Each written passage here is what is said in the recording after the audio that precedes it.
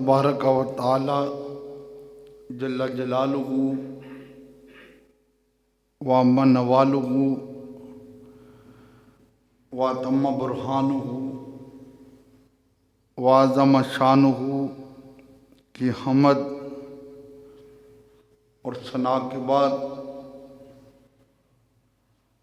حضور سرور کائنات مخبر موجودات زینت بزم کائنات سید سربراہ دستگیر جہاں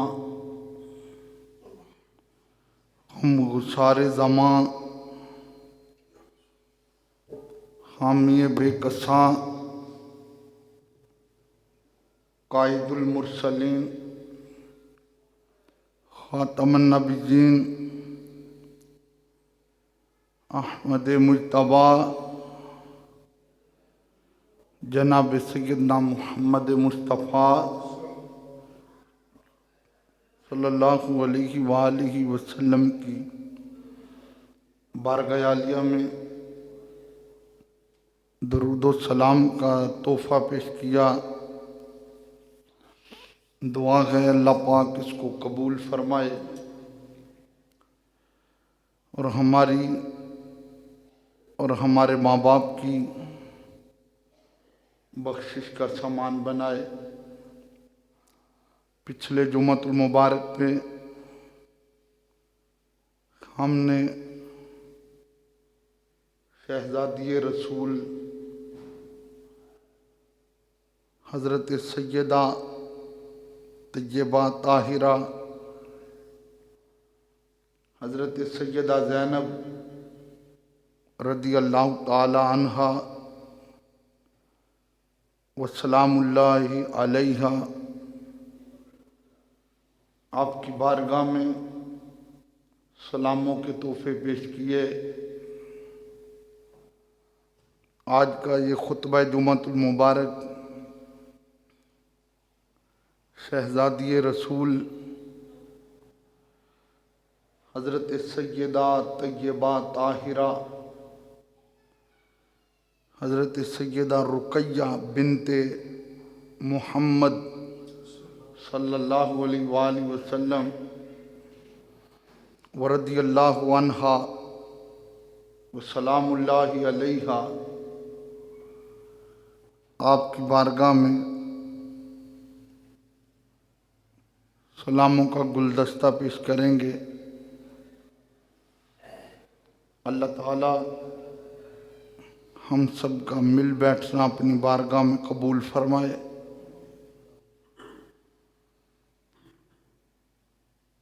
اللہ تعالیٰ نے جس چیز کی نسبت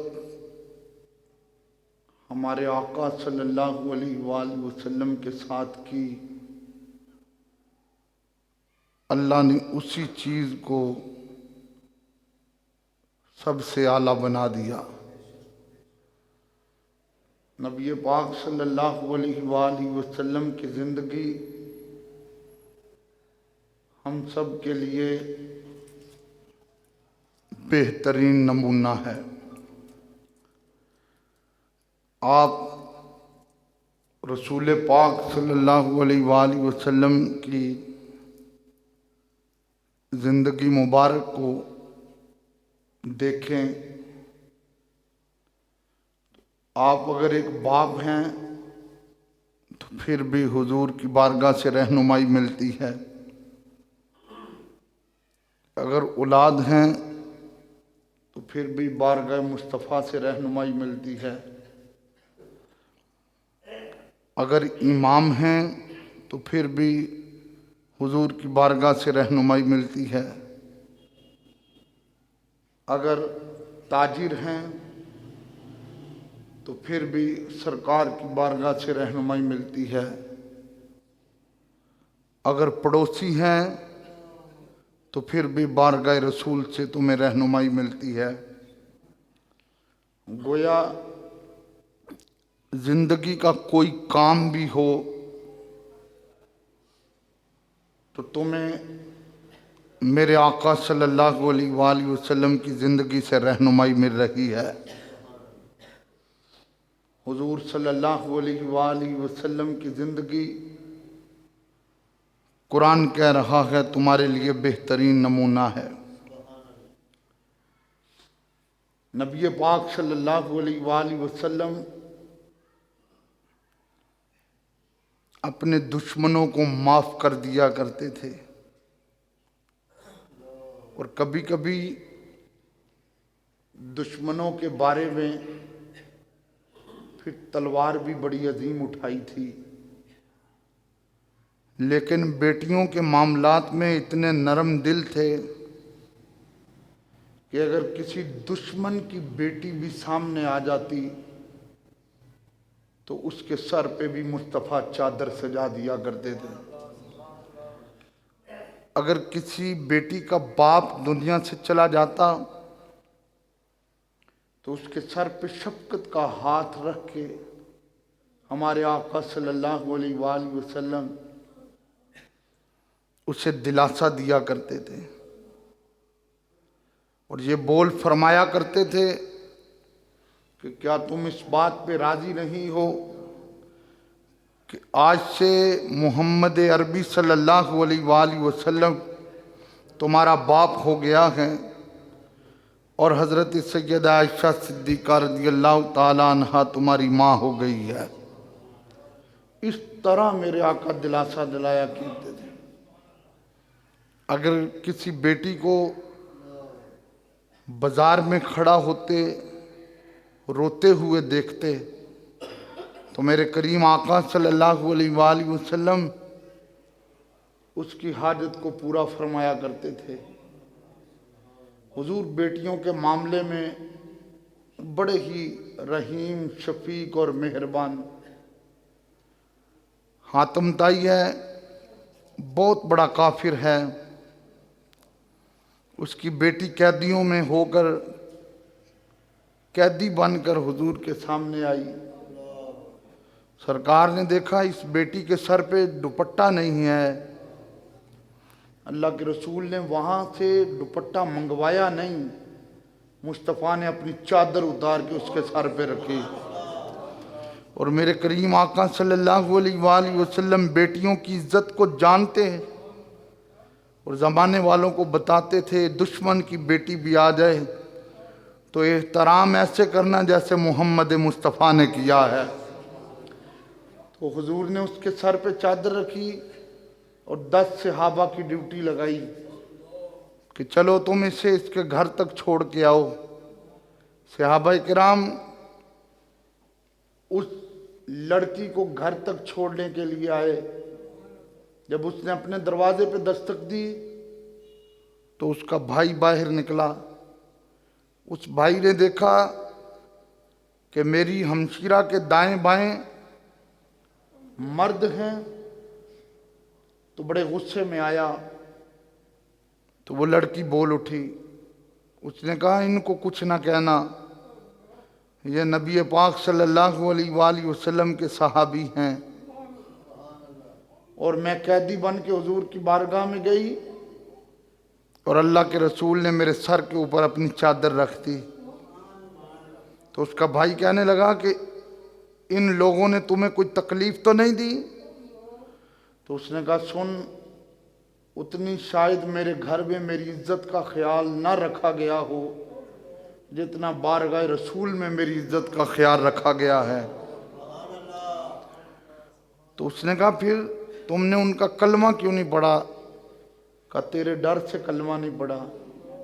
کہا چل پھر جو اتنے مہربان ہیں کہ دشمنوں کی بیٹیوں پہ اس طرح شفقت کا ہاتھ رکھتے ہیں، تو چلو پھر تم بھی کلمہ پڑھو، میں بھی کلمہ پڑھ کے مسلمان ہو جاتا ہوں۔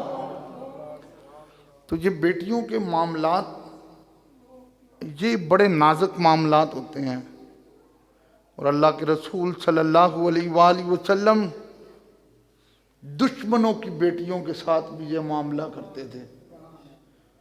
حضور غزوہ احد سے واپس آئے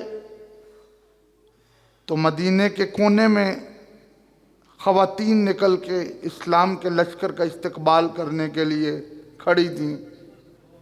تو میرے کریم آقا صلی اللہ علیہ وآلہ وسلم نے دیکھا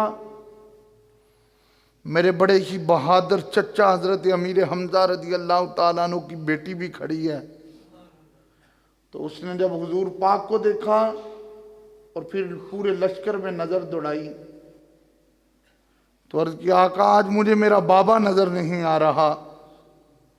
تو میرے کریم نے ان کے سر پہ ہاتھ رکھ دیا اور اللہ کے رسول صلی اللہ علیہ وآلہ وسلم نے فرمایا تمہارے بابا تو شہید ہو گئے ہیں لیکن آج سے اللہ کا رسول تمہارے بابا بن گئے ہیں۔ تو یہ بیٹیوں کے ساتھ ایک شفقت والا انداز تھا، ایک محبت والا انداز تھا۔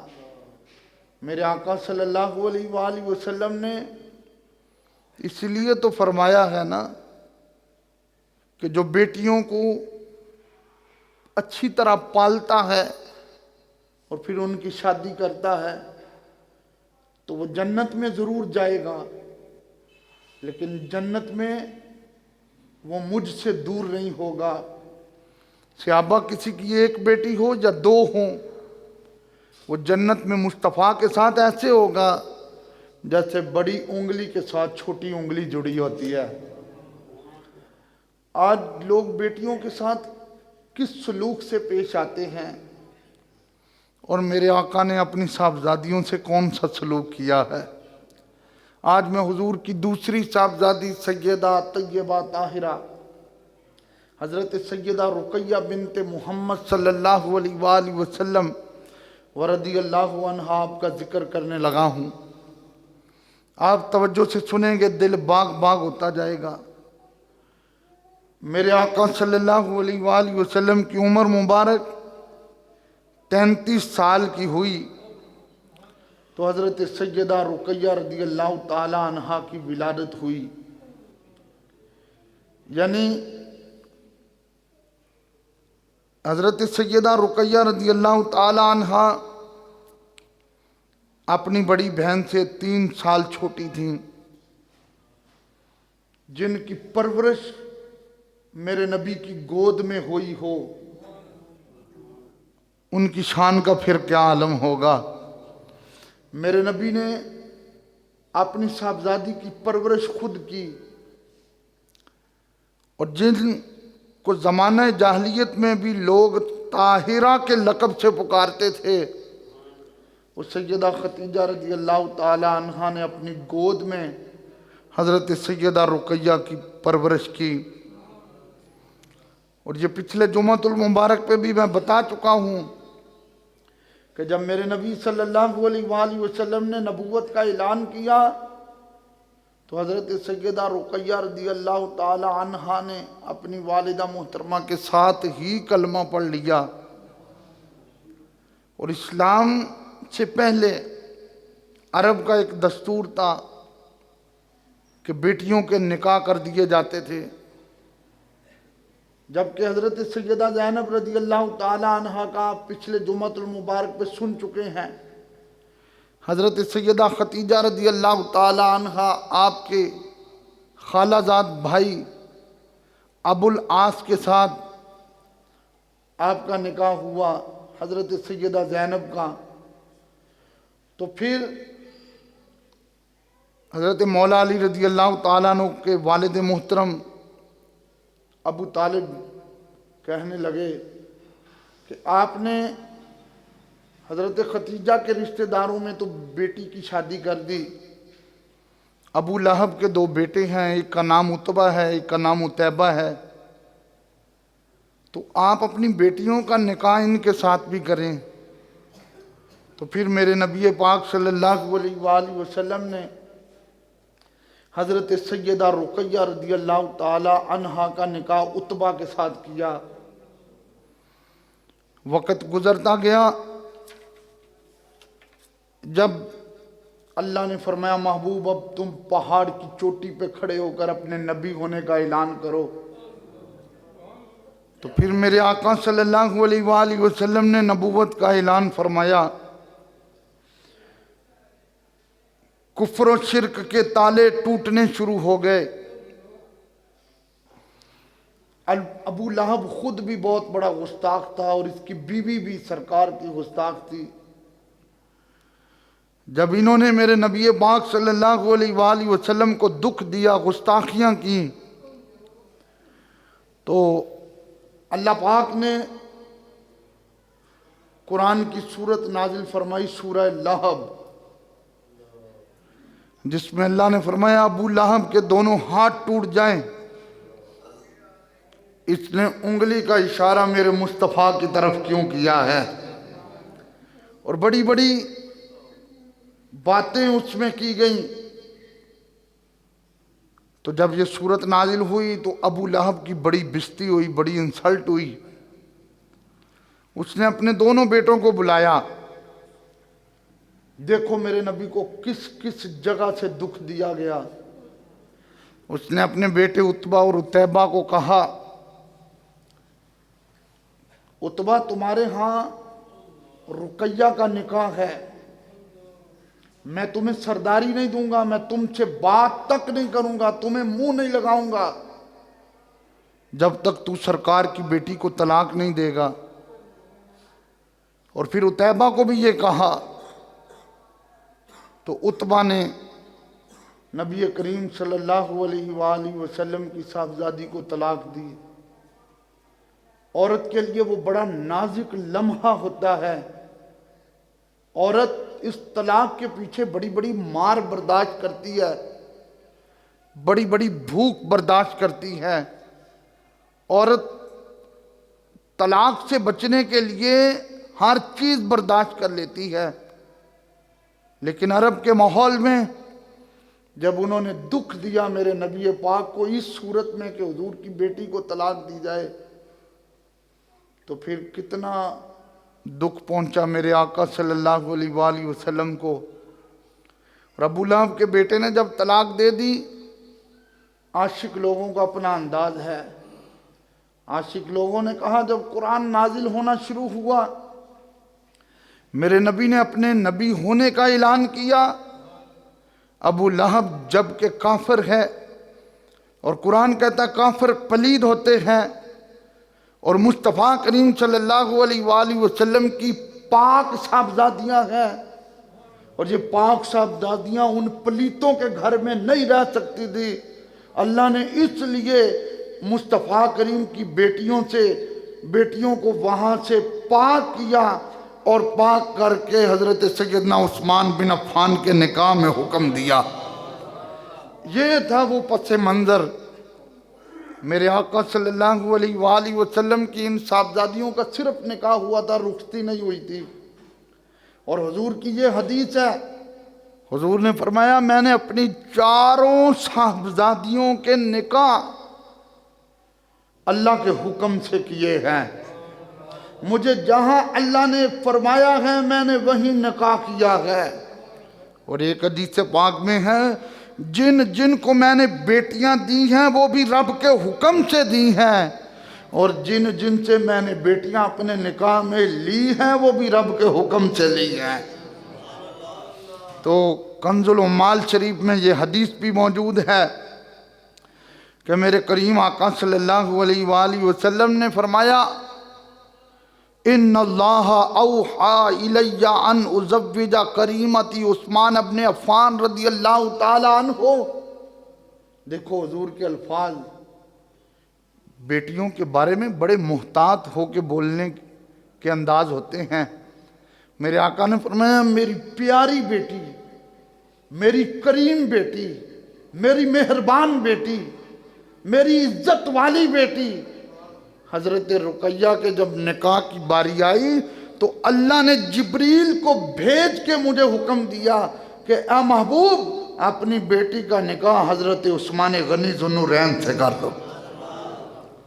تو یہ نبی پاک صلی اللہ علیہ وآلہ وسلم کی صاحبزادی حضرت رقیہ کی شان ہے۔ یہ تعلق میرے نبی کے ساتھ جڑا ہے، اور جس چیز کا تعلق مصطفیٰ کے ساتھ لگ جائے پھر زمانے میں وہ چیز نرالی ہو جاتی ہے۔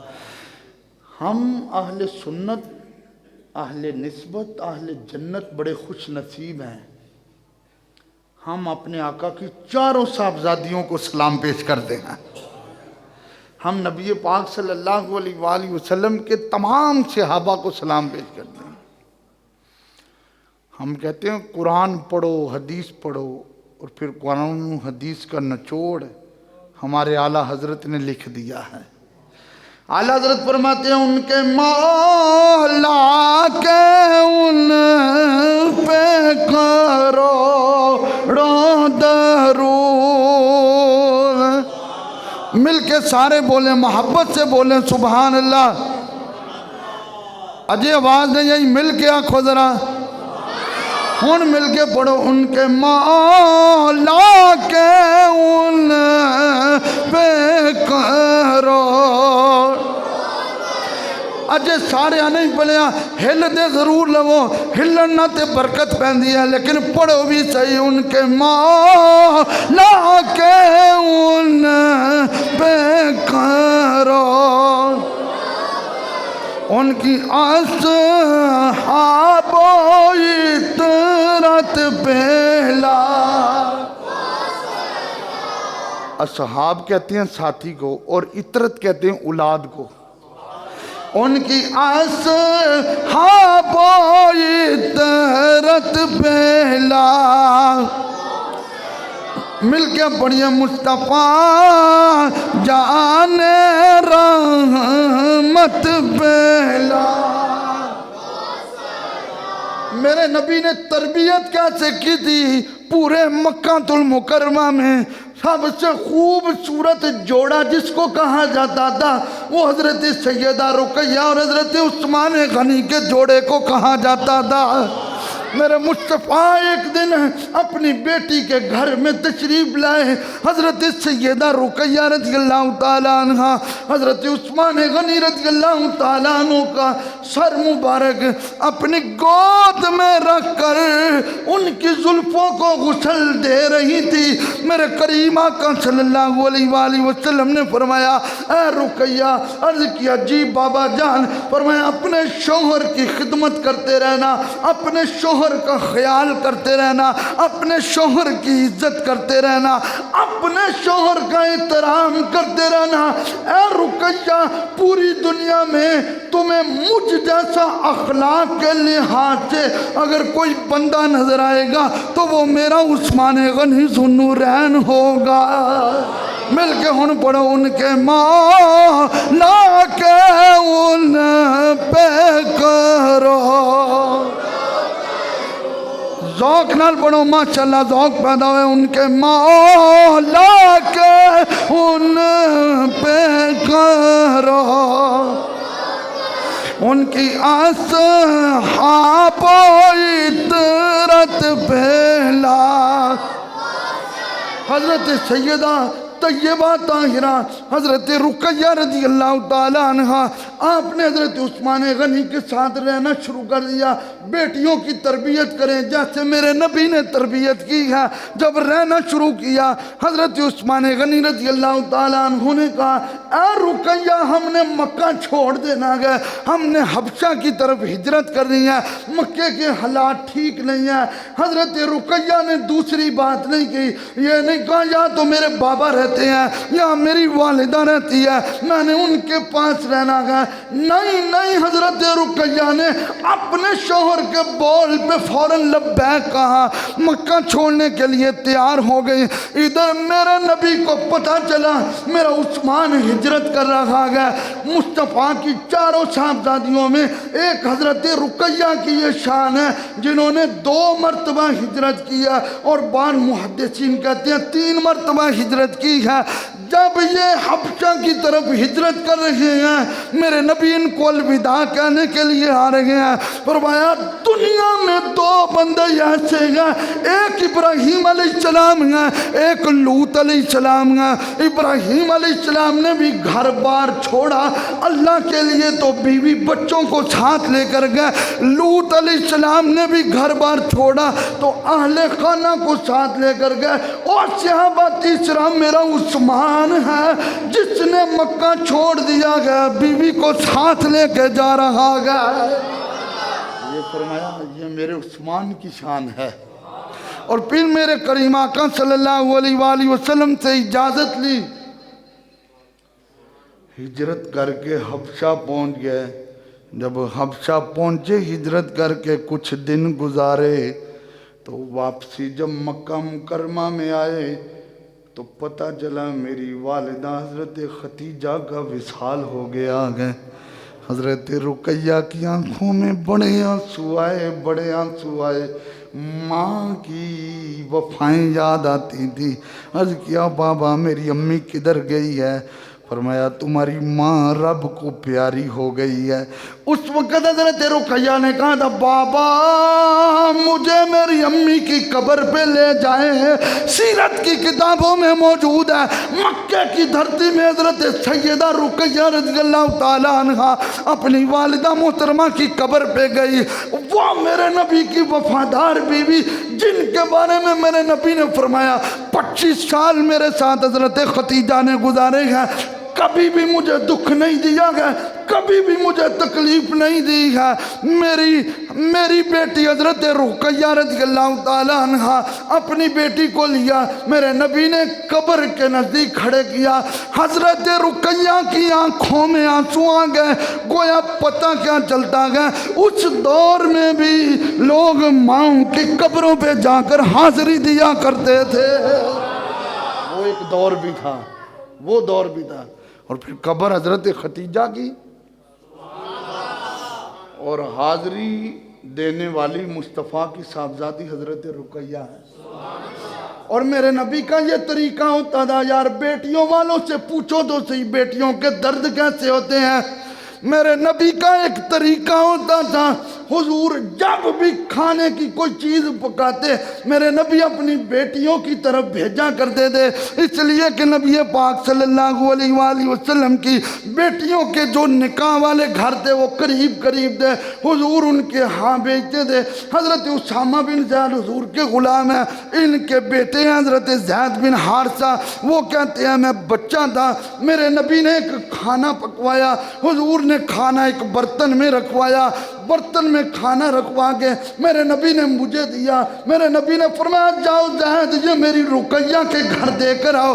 حضرت زید کہتے ہیں میں کھانا لے کر حضرت رقیہ کے گھر آیا، فرماتے ہیں میں بچہ تھا، پردے والے معاملات نہیں تھے، میں نے دروازہ کھولا تو ایک ہی چٹائی پہ حضرت رقیہ بھی بیٹھی ہیں، حضرت عثمان غنی بھی بیٹھے ہوئے گئے۔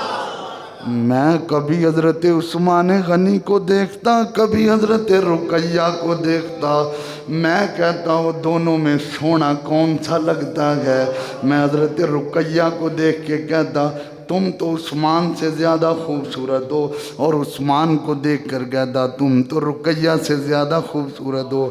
جب میں واپسی آیا تو میرے نبی نے میرے چہرے کے سارے معاملات کو دیکھ کر میرے نبی مسکرا پڑے، میرے نبی فرمانے لگے جوڑا کیویں دا لگا ہے؟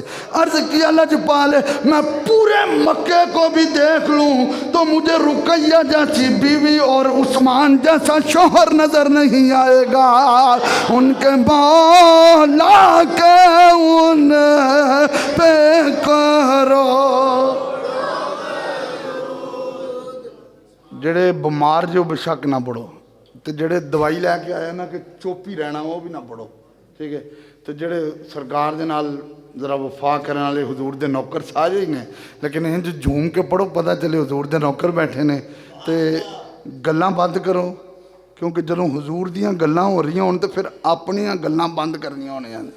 ان کے مولا کے ان پہ کرو،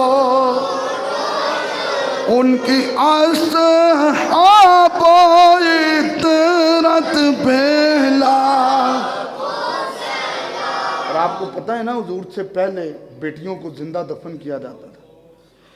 اللہ نے بیٹیوں کو شانے دینے کے لیے سب سے پہلے مصطفیٰ کے گھر میں 4 بیٹیاں دیں، اس لیے کہ میرے نبی کے ہاں بیٹیاں ہوں گی، میرے نبی ان بیٹیوں کی ویلیو زمانے والوں کو بتائیں گے، پھر پورے زمانے میں پتہ چلے گا بیٹیوں کی شان کیا ہوتی ہے۔ حضرت سیدہ رقیہ رضی اللہ تعالیٰ عنہ مصطفیٰ کی دوسری صاحبزادی ہیں، یہ مستجاب الدعوات تھیں، جو دعا بھی کرتی تھی اللہ کی بارگاہ میں قبول ہو جاتی۔ حبشہ میں جب رہ رہی تھی تو لوگوں نے آپ کو تنگ کیا، اور حضرت سیدہ رقیہ رضی اللہ تعالی عنہ نے ان کا یہ رویہ دیکھا تو آپ کو بڑا غصہ آیا۔ آپ نے فوراً ان کے لیے بد دعا کی۔ آپ کی بد دعا کے بعد ابھی ہاتھ چہرے پہ نہیں آئے تھے، جن کے لیے اٹھے تھے وہ مر کے وہیں پہ راکھ ہو گئے تھے۔ یہ نبی پاک صلی اللہ علیہ وآلہ وسلم کی صاحبزادی۔ حبشہ میں بادشاہ نجاشی رہتا تھا، وہ مسلمانوں کو کچھ نہیں کہتا تھا۔ حضرت عثمان پاک اپنی بیوی کے ساتھ وہاں پہ رہتے تھے، مکہ چھوڑ دیا تھا، پہلی ہجرت کی تھی۔ حبشہ سے ایک مرتبہ ایک عورت مکہ مکرمہ میں کسی کام کے لیے آئیں تو وہ بارگاہ رسول میں بھی آ گئیں۔ تو میرے کریم آقا صلی اللہ علیہ وآلہ وسلم کے جب سامنے آئیں تو میرے آقا صلی اللہ علیہ وآلہ وسلم نے فرمایا کہ میری رقیہ کا کیا حال ہے؟ حضور نے فرمایا میری رقیہ کا کیا حال ہے؟ تو عرض کیا اے اللہ کے رسول صلی اللہ علیہ وآلہ وسلم، میں نے دیکھا ہے کہ حضرت رقیہ سواری پہ سوار تھیں اور حضرت عثمان غنی ان کی سواری کی رسی پکڑ کے سواری کو چلا رہے تھے۔ تو میرے نبی اتنے خوش ہوئے اور میرے نبی نے دعا دی وہاں، یا اللہ میں عثمان سے راضی ہو گیا ہوں، تو بھی میرے عثمان سے راضی ہو جا۔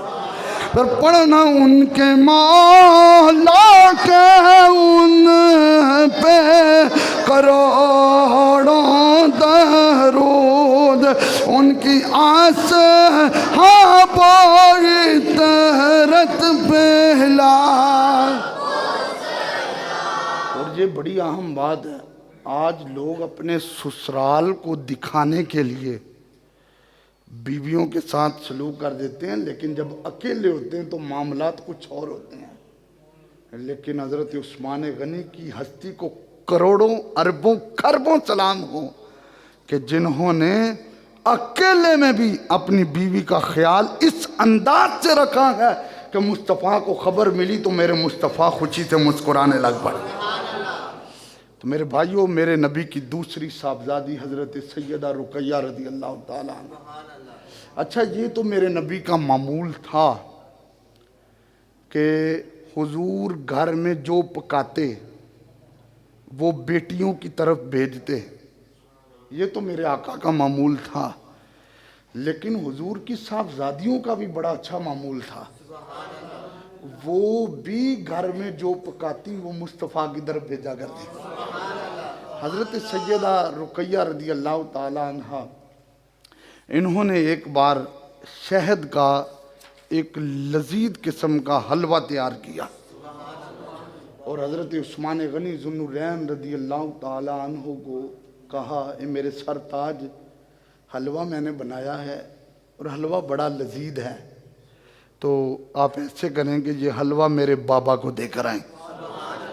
تو حضرت عثمان غنی رضی اللہ تعالیٰ عنہ نے جب وہ حلوہ ایک برتن میں ڈالا نا، تو آپ نے جب اس برتن کو اٹھایا تو فرمایا، تمہیں پتہ ہے آج حضور نے کس بیوی کے ہاں رات کو ٹھہرنا ہے؟ کہاں مجھے پتہ ہے، حضرت سیدہ ام سلمہ رضی اللہ تعالیٰ عنہ کے ہاں ٹھہرنا ہے۔ تو حضرت عثمان غنی رضی اللہ تعالیٰ عنہ چلتے چلتے حضرت ام سلمہ کے حجرے کے باہر آ گئے، دروازے پہ دستک دی۔ حضرت ام سلمہ نے پوچھا کون ہے؟ کہا میں رسول اللہ کا داماد عثمان بن عفان ہوں رضی اللہ تعالیٰ عنہ۔ حضرت عثمان غنی ذو النورین رضی اللہ تعالیٰ عنہ، آپ نے حلوہ پیش کیا، کہا حضور نہیں ہے؟ کہا سرکار گھر میں نہیں ہے، سرکار گھر میں نہیں ہے۔ حلوہ پیش کیا تو کہا جب حضور آئیں تو حضور کو کہنا آپ کی صاحبزادی حضرت رقیہ نے یہ حلوہ بنا کے بھیجا۔ تیرے میرے کریم آقا صلی اللہ علیہ وآلہ وسلم جب تشریف لائے، میرے کریم آقا صلی اللہ علیہ وآلہ وسلم نے فرمایا اے ام سلمہ، عرض کیا جی لجپال، فرمایا آج گھر میں کھانے کا عجب ذائقہ محسوس ہو رہا ہے۔ عرض کیا لجپال یہ پیالے میں حلوہ پڑا گیا، یہ آپ کی پیاری بیٹی سیدہ طیبہ طاہرہ حضرت سیدہ رقیہ رضی اللہ تعالیٰ عنہ انہوں نے یہ حلوہ بنا کے بھیجا گیا۔ میرے کریم آقا صلی اللہ علیہ وآلہ وسلم نے ابھی حلوہ کھایا نہیں ہے، حضور نے دعا کیا کی، دعا کیا اللہم ان عثمان یترداک فارض عنہ، یا اللہ عثمان تجھے راضی کرنا چاہتا ہے، عثمان تجھے راضی کرنا چاہتا ہے۔ حلوہ نبی کے گھر میں آیا ہے اور دعا سنو، عثمان تجھے راضی کرنا چاہتا ہے، یا اللہ میں تیرا محبوب کہتا ہوں تو میرے عثمان سے راضی ہو جا۔ گویا میں جو تیر رسول فقط عطا اللہ، جس نے رسول کو راضی کر لیا اس نے خدا کو راضی کر لیا۔ حضرت سیدہ رقیہ رضی اللہ تعالیٰ عنہ نے لذیذ کھانا پکا کے میرے نبی کے گھر میں بھیجا، میرے مصطفیٰ نے دعائیں بھی دی اور زمانے والوں کو بتایا، اور بیٹیوں کے ساتھ اس طرح کے معاملات رکھے جاتے ہیں، اگر تم گھر میں کچھ پکاؤ تو ان کی طرف بھیجتے ہو، یہ بھی میرے نبی کی سنت ہے۔ اگر تمہاری بیٹی اپنے گھر میں پکا کے اپنے باپ کی طرف بھیجتی ہے تو یہ بھی میرے مصطفیٰ کی سنت ہے۔ ان کے مولا کے ان پہ کرو، اجا سارے نہیں بڑھیا مل کے پڑھو، پتہ چلے مصطفیٰ دے نوکر بیٹھے نے۔ ان کے مولا کے ان پہ کرو، ان کی اصحاب و عطرت پہ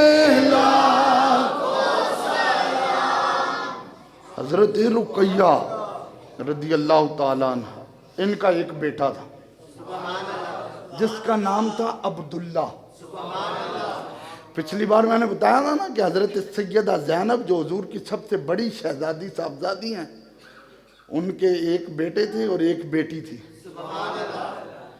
دیکھیں نا، امام حسن پاک امام حسین پاک رضی اللہ تعالیٰ عنہما ہماری جان ہیں، ہمارا ایمان ہے۔ اگر ان کے بارے میں خبر ہے کہ وہ سیدہ کائنات کے شہزادے ہیں تو ہمیں ان کے بارے میں بھی خبر رکھنی چاہیے، یہ سیدہ رقیہ کے شہزادے ہیں۔ 6 سال کی عمر تھی، سیرت نگاروں نے لکھا ہے مدینے میں بیٹھے تھے تو ایک مرغ نے آنکھ میں اس قسم کی چونچ لگائی کہ چہرہ زخمی ہو گیا، اور پھر اسی وجہ سے آپ کی ڈیتھ ہوئی۔ اور جب حضرت عثمان غنی رضی اللہ تعالیٰ عنہ کے اس بیٹے حضرت عبداللہ رضی اللہ تعالیٰ عنہ ان کا وصال ہوا تو میرے نبی خود چل کے تشریف لائے، اور میرے نبی نے حضرت رقیہ کے سر پہ ہاتھ رکھا، اور حضرت رقیہ کا وہ بیٹا تھا، صاحبزادہ تھا، تو میرے کریم آقا صلی اللہ علیہ وآلہ وسلم نے دلاسا دیا اور حضور نے فرمایا یہ اللہ کی امانت اللہ کی سپرد ہو گئی ہے۔ پھر میرے نبی نے جنازہ اپنے مبارک ہاتھوں پہ اٹھایا، یہ وہ ہاتھ مبارک تھے جس کی انگلی اڑتی تھی تو چاند ٹکڑے ہو کے قدموں میں آ جاتا تھا، یہ وہی انگلی مبارک تھی جو چلتی تھی تو ڈوبا ہوا سورج بھی واپس آ جاتا تھا۔ میرے نبی نے اپنے ہاتھوں پہ جنازہ اٹھایا، مصطفیٰ نے جنازہ پڑھا، مصطفیٰ قبر میں خود گئے، میرے نبی نے قبر میں خود لٹایا اور زمانے والوں کو بتایا وہ بیٹیوں کی اولاد سے پیار کرنا یہ میرے مصطفیٰ کی سنت ہے۔ پھر حضور نے کیا دیکھا؟ ایک حضور کی خادمہ تھی حضرت ام عیاش رضی اللہ تعالی عنہ، حضور کی بڑی خدمت کرتی تھی، گھر میں میرے نبی کے پانی کا خیال رکھتی تھی، حضور کے جوڑوں کا خیال رکھتی تھی، حضور کی لاٹھی مبارک آسا مبارک کا خیال رکھتی تھی۔ میرے نبی نے اپنی خادمہ کے سر پہ ہاتھ رکھا، حضور نے فرمایا اگر تیرے بارے میں فیصلہ کر دوں تو تجھے منظور ہے؟ عرض کیا لجپال نوکر کیا اور نکھرا کیا؟ آپ حکم فرمائے، فرمایا آج سے تو میری رقیہ کے پاس چلی جا، اس لیے کہ رقیہ کا ایک ہی بیٹا تھا، اس کا وصال ہو گیا گا، تو اس کے پاس چلی جا تاکہ اسے بیٹے کی یاد آئے اور اس کے آنکھوں میں آنسو آتے رہیں گے، تو اس کے قریب رہے گی، اس کے گھر کا کام بھی ہوتا رہے گا، اس کے آنسو بھی نہیں نکلیں گے، چہرے پہ مسکراہٹ بھی رہے گی، ادھر میں بھی راضی رہوں گا، ادھر میرا خدا بھی راضی رہے گا۔